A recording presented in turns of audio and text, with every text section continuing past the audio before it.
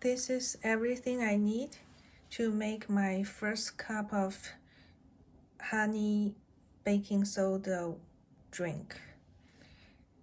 First, I'm going to pour some water, the warm water.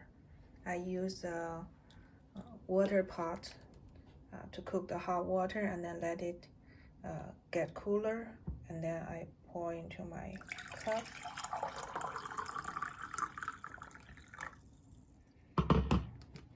Then I'm going to use this food level baking soda. I bought it from a Chinese supermarket.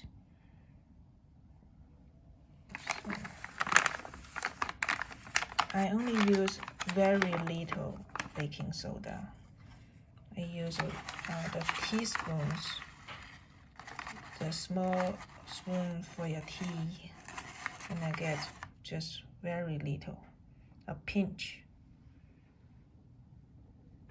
baking soda. And then I'm going to put this organic raw and unfiltered honey I bought from Costco. I squeeze it into my spoon so I know exactly how much I need for 1 cup. Okay, now I'm going to pour the honey into my water and stir.